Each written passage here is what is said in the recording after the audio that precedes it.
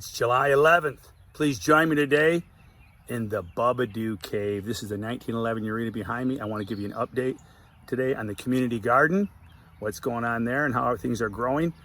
The 2043, we have a fruit growing, all right? And give you an update on all of this. And if you like the videos today, please hit that like button, turn on your notifications and subscribe to the channel. And if you would, share the video with your friends. But please join us today for the July 11th update. Community Garden, 1911 Urena, and the 2043 Michigan State Record Clements plants.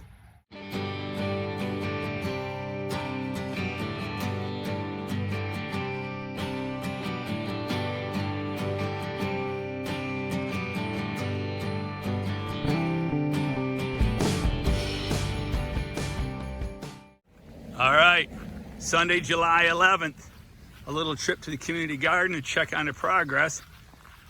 Jack went up to the UP with his mom and dad and brother Graham. They're gonna go hang out in the UP and have fun camping. So I thought it's on me to take care of the garden. Here's the sunflowers. Sunflowers are shooting up, but we are having not only more rain, we're having some sparrow damage. The sparrows, if you find these holes in your leaves, the sparrows are eating bugs. They're coming in and eating bugs off the bottom of the leaves and making it look like a shotgun. This bird shot was blasted to your plants. That right there is sparrow damage. I've sprayed for bugs, got rid of the bugs, and then I show up and the rain's not enough, the sparrow's not enough, the deer are now eating the sunflowers. So it's a wonderful summer, hence the scarecrow. A friend of mine, Bill, suggested putting up a scarecrow with a sweaty old shirt, and I'm using the Irish Spring. The Irish Spring seems to be working over at the Bubba compound. Join us there for an update. We're trying to get the pumpkins to set. We're having a problem setting pumpkins with all the rain. It's just, I think that's affecting the pollinations. Something's going on, but we're gonna figure it out. Growing in disaster season 2021. We'll keep them growing the best we can. Like Josiah says, never give up. At times you want to, but never give up. Look at that, we got some zucchinis, baby. We'll be rocking some zucchinis. My friend Van asked for some acorn squash. There's some acorn squash we're gonna have. In Macy's, Brussels sprouts, the little cabbages, they're starting to come along real nicely. These plants look pitiful when I stuck them in. You can see the little baby cabbages forming now. So Macy Ray will be excited. In our muskmelon, or cantaloupe, if you don't know what muskmelon are, cantaloupe, muskmelon, same family, and cucumbers. So we will have some veggies.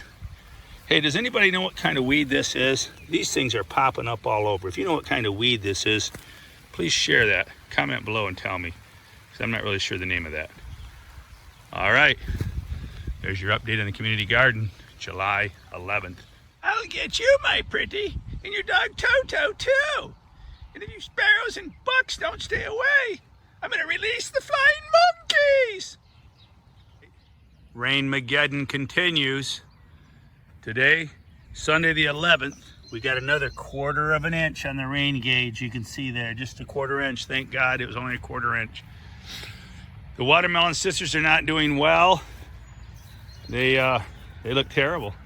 I've been trying to foliar feed. I've done some foliar feeding, but I do have a little watermelon that's putzing along. It's actually growing quite well.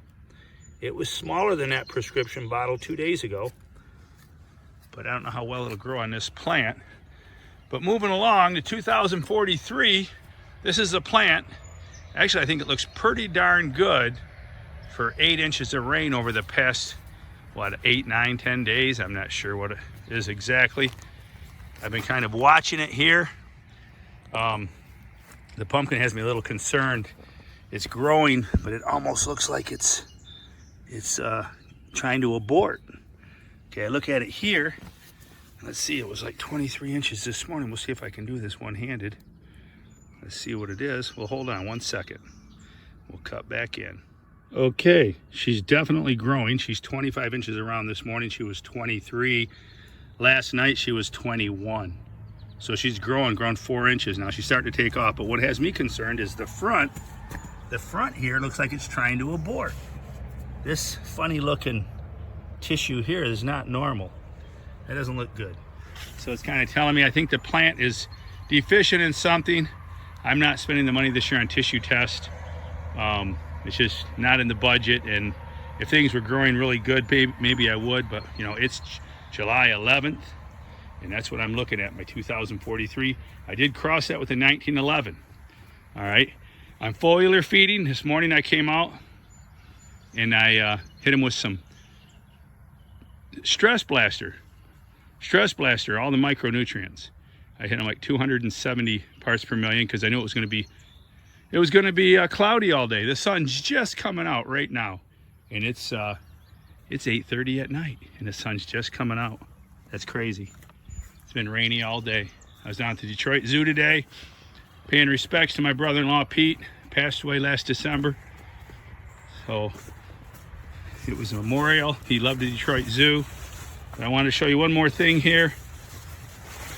Is the stump cover. This is a stump cover I have on the 2043, and I picked up this fan at Wally World at Walmart. It's like $11 or $12, and you charge it on your USB cord on your computer. Plug it into your computer and charge it. Maybe that's not a USB cord. I'm not really a computer rocket science, but you charge it on your computer. I believe that is USB. There's the plug-in right there. Yeah, just like an iPhone. And surprising enough, this thing runs 4 or 5 hours. So I figure for 4 or 5 hours, it's worth it. Out here where I don't have any electricity, I'm going to use this to keep the stump dry.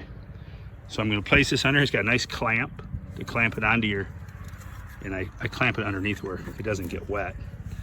And it turns. You can turn it, adjust it. It has an adjustable variable speed on it. No, I'm not endorsing this fan. I'm not getting commission on it.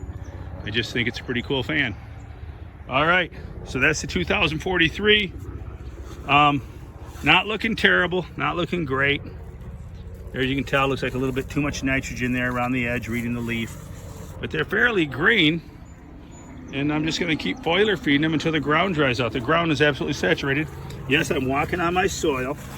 I don't typically do that, but this is how wet the soil is. Let me show you. It's wet.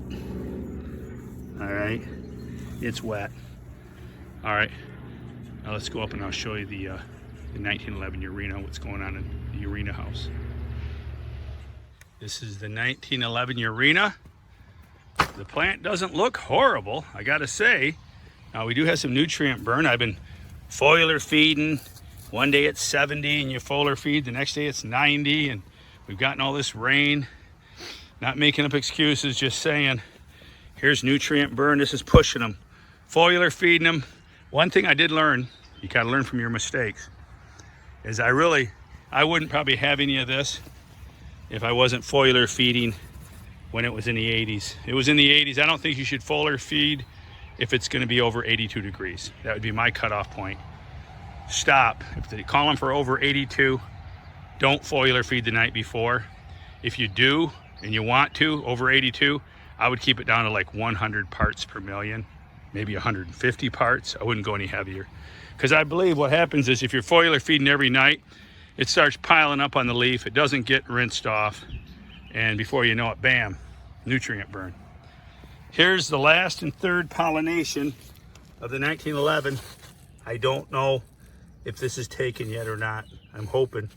She's shiny. She looks okay. I've already lost my second pollination over here. Cut it off.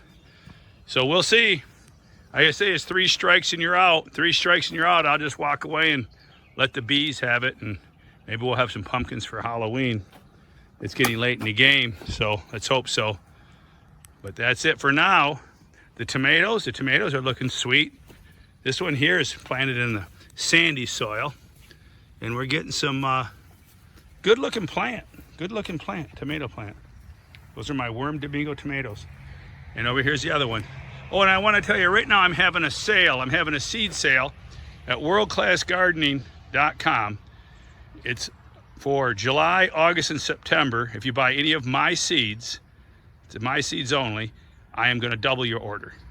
What I'm doing is I'm trying to raise the funds to go to Nut Tree. I want to go to Nut Tree, California, October 9th with whatever I have. If it's a long gourd, a tomato, a pumpkin, whatever I may be blessed to have, I want to go to Nut Tree.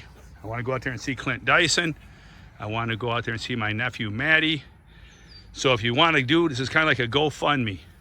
Buy a pack of seeds, Bubba seeds, and I will double your order, and you're going to help fund my trip to Nut Tree, California. I want to meet Brian Myers and see Leonardo Urena. I'm sure he'll be there. Clint Dyson, Josiah's going. It's going to be a blast. So hey, do the Bubba GoFundMe. Buy a seed order at worldclassgardening.com, or you can also buy a seed order at worldwidegiantgrowers.com. My seeds only.